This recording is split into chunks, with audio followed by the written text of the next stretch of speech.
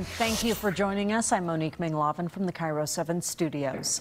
Hi again, everyone. I'm Steve Rabel reporting from home, and we want to give you the very latest now on the numbers here in our state. But remember, these numbers represent individual people, family members, men and women who have gotten sick and who have died. So we always try to keep that in mind.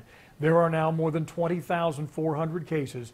1,095 people have died here in our state due to COVID-19. Now that's a significant increase from yesterday's numbers, 225 new cases and 17 deaths reported today.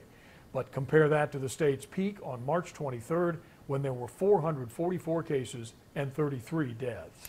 Well, after weeks of working to strike a balance, the governor laid out new plans for religious gatherings. It loosened standards for phases 1 and 2. And KIRO 7's Allison Grande has reaction from religious leaders who say it will not change how they worship.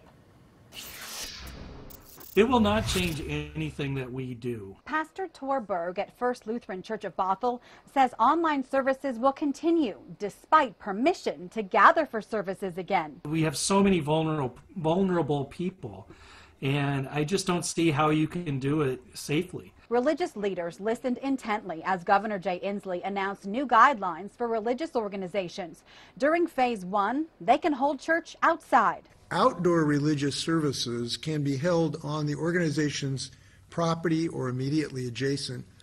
Up to 100 individuals. How do you begin to choose who are the 100 people? Are you going to do a lottery? Rabbi Daniel Weiner at Temple Deher Sinai believes the governor is facing immense pressure. I truly value his desire to balance these things, but I still feel that he is probably, unfortunately, feeling a little more pressured by more extremist voices and the rhetoric emanating from the White House and from more fundamentalist religious groups. Just last week, the Trump administration removed any recommendations for religious organizations from CDC guidelines and said churches, synagogues, and mosques are essential places with essential services. Washington held off plans to release guidelines last week and today upped the number of people who could be inside during phase 2 from 5 to a maximum of 50. Singling out church is frankly unacceptable and is against the First Amendment. The increase isn't good enough for Mark Malosha with the Family Policy Institute of Washington. It's unacceptable having only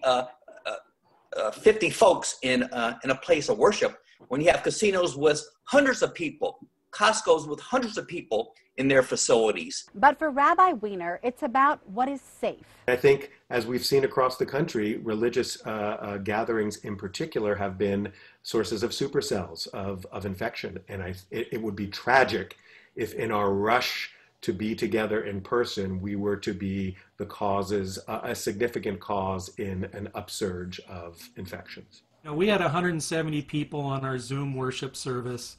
I can't imagine we would meet any other need by having 100 folks in a parking lot. During phase 2, 50 people or less are allowed inside, depending on occupancy. They'll need to stay 6 feet apart and wear a mask. Allison Grande, KIRO 7 News.